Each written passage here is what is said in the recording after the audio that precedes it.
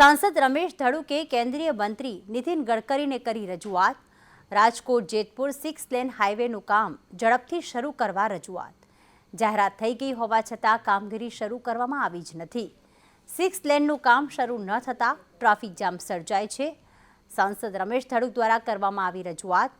કેન્દ્રીય મંત્રી નિતિન ગડકરીને રજૂઆત કરવામાં આવી છે। રાજકોટ જેતપુર 6 લેન હાઈવેનું કામકાજ શરૂ કરવા રજૂઆત કરવામાં આવી। જાહેરાત થઈ ગઈ હોવા છતાં હજુ સુધી કામગીરી શરૂ કરવામાં નથી આવી। 6 લેનનું કામ શરૂ ન થતાં અનેક વખત ટ્રાફિક જામની સમસ્યા સર્જાય છે। તો રાજકોટ જેતપુર વચ્ચે અનેક ઔદ્યોગિક વસાહતો પણ આવેલી છે, ત્યારે આ હાઈવેનું કામકાજ જલ્દી શરૂ કરવામાં આવે તેવી માંગ સાંસદે કરી છે। રમેશ ધડુકે આ અંગેની રજૂઆત કરી। ખેડૂતોને દિવસે વીજળી આપવા મુદ્દે મુખ્યમંત્રીએ કરી છે જાહેરાત। સંદેશ ન્યૂઝે ખેડૂતોની વેદના દર્શાવી હતી। આગામી ડિસેમ્બર સુધી દિવસે વીજળી મળતી થઈ જશે તેવું મુખ્યમંત્રીએ અરવલ્લીના એક કાર્યક્રમમાં જણાવ્યું હતું। ડિસેમ્બર 2024 સુધી કામગીરી પૂર્ણ થઈ જશે તેવો વિશ્વાસ પણ વ્યક્ત કર્યો। ઉલ્લેખનીય છે કે સમગ્ર રાજ્યના ખેડૂતો એવી માંગ કરી રહ્યા છે કે રાત્રિના બદલે દિવસે વીજળી આપવામાં આવે।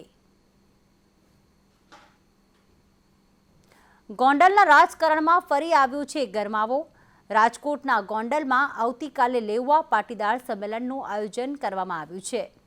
રીબડામાં જયરાસિંહ જૂથે બોલાવ્યું છે સંમેલન, તો સામાજિક અગ્રણીઓ, ઉદ્યોગપતિઓ અને નેતાઓને પણ આમંત્રણ આપવામાં આવ્યું છે। ગોંડલ ગણેશ ગ્રુપ અને જય સરદાર યુવા ટીમે આયોજન કર્યું છે।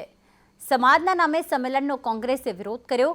ગોંડલના રાજકારણમાં નવા જૂનીના એંધાણ દેખાઈ રહ્યા છે, કારણ કે રીબડામાં જયરાસિંહ જૂથે લેઉવા પાટીદારનું સંમેલન બોલાવ્યું છે। કોંગ્રેસે સમાજના નામે આયોજિત સંમેલનનો વિરોધ કર્યો। 22 ડિસેમ્બરના રોજ ગોંડલના ધારાસભ્ય ગીતાબા જાડેજાના પતિ જયરાસિંહ જાડેજા જૂથ દ્વારા રીબડામાં લેઉવા પાટીદાર સમાજનું મહાસંમેલન યોજાવાનું છે। આ મહાસંમેલનને લઈને ગોંડલના રાજકારણમાં ગરમાવો આવી ગયો છે। સંમેલનમાં રાજકીય અગ્રણીઓ, સામાજિક આગેવાનો અને ઉદ્યોગપતિઓને આમંત્રણ આપવામાં આવ્યું। વિદ્યુત સહાયકો દ્વારા વધુ એકવાર વિરોધ પ્રદર્શન કરવામાં આવ્યું। જેટકોના અધિકારીઓને આપવામાં આવ્યું આવેદનપત્ર। યુવરાજસિંહની આગેવાનીમાં આવેદનપત્ર આપવામાં આવ્યું। અધિકારીઓ ફક્ત આશ્વાસન આપે છે। વિદ્યાર્થીઓને લાગણી છે કે તેમને પણ ન્યાય મળે। ઉમેદવારોએ મહેનત કરીને પરીક્ષા આપી છે। વિદ્યાર્થીઓની ભૂલ નથી તેવું યુવરાજસિંહે નિવેદન કર્યું। જેટકોના અધિકારીઓની ભૂલ છે, અધિકારીઓની ભૂલ વિદ્યાર્થીઓ શા માટે ભોગવે? યુવરાજસિંહે એ પણ કહ્યું કે અમે આ મુદ્દે લડાઈ લડીશું। જે અધિકારીને ભૂલ છે તેને સજા કરો। 1291 વિદ્યુત સહાયકોને જેટકો નિમણૂક પત્ર અપાયા હતા। તમામ ટેસ્ટ પૂર્ણ થયા બાદ પણ નિમણૂક ન અપાતા રોષ જોવા મળ્યો। 1291 પોસ્ટ માટે 5600 ઉમેદવારોએ પરીક્ષા આપી હતી। ઉર્જા મંત્રીના ઘર, વિધાનસભાનો ઘેરાવ પણ કરીશું, તો અધિકારીઓ જવાબદારીમાંથી ભાગી રહ્યા છે તેવું યુવરાજસિંહે આક્ષેપ કર્યો। એ લોકો જાતે સ્વીકારે છે કે અધિકારીઓની ભૂલ છે, તો શા માટે તેમના પર પગલાં લેવામાં નથી આવતા? ઉર્જા મંત્રીની સહેમતિથી આ પરીક્ષા યોજાઈ હતી। વિદ્યાર્થીઓ સાથે દગો થયો છે, તેમને છેતરવામાં આવ્યા છે તેવા પણ વિદ્યાર્થી નેતાઓએ આક્ષેપ કર્યા।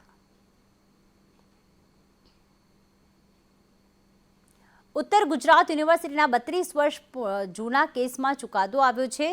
સિદ્ધપુરના નાંદોલિયા પરિવારે જમીનને લઈને ફરિયાદ કરી હતી। યુનિવર્સિટીના સામાન સ્થળ જપ્તીનો કોર્ટે આદેશ કર્યો। જમીનના બાકી નીકળતા 11 કરોડ ચૂકવવાના બાકી છે, તો કોર્ટના હુકમ સાથે જમીન માલિકો કબજો મેળવવા પહોંચ્યા। પાટણ ઉત્તર ગુજરાત યુનિવર્સિટીમાં 32 વર્ષ જૂના કેસનો ચુકાદો આવ્યો છે। સિદ્ધપુરના યુસુફ નૂર મોહમ્મદ નાંદોલિયાની વિવાદિત પ્રોપર્ટીનો મામલો પાટણ યુનિવર્સિટી વિરુદ્ધ પરિવાર દ્વારા કોર્ટમાં ફરિયાદ કરાઈ હતી। પાટણ ઉત્તર ગુજરાત યુનિવર્સિટી રજિસ્ટ્રારને અરજદારને બાકી નીકળતા રૂપિયા આપવા હુકમ કર્યો છે। યુનિવર્સિટી રજિસ્ટ્રારને બાકી નીકળતા 11 કરોડથી વધુ રકમના જે લેણા છે તે ચૂકવવામાં આવ્યા નથી।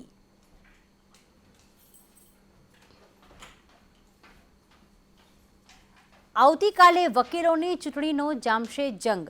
રાજ્યના બાર એસોસિએશનની યોજાશે ચૂંટણી। રાજ્યના 272 બાર એસોસિએશનની એક સાથે ચૂંટણી યોજાશે। 272 વકીલ મંડળોની અલગ અલગ પદ માટે ચૂંટણી યોજાશે, જેમાં પ્રમુખ, ઉપપ્રમુખ, સેક્રેટરી માટે ચૂંટણીનું આયોજન કરવામાં આવ્યું છે. જોઈન્ટ સેક્રેટરી, ખજાનચી, લાઇબ્રેરી સેક્રેટરીની પણ ચૂંટણી યોજવામાં આવશે. મહિલા પ્રતિનિધિ અને કારોબારી સભ્યો માટે યોજાશે ચૂંટણી. ગુજરાત હાઈકોર્ટ સહિતની કોર્ટમાં જામ્યો છે ચૂંટણીનો માહોલ. ઉમેદવારો અંતિમ તબક્કાની ચૂંટણીનો પ્રચાર કરી રહ્યા છે. તો આવતીકાલે સવારે 11 વાગ્યાથી શરૂ થશે મતદાન.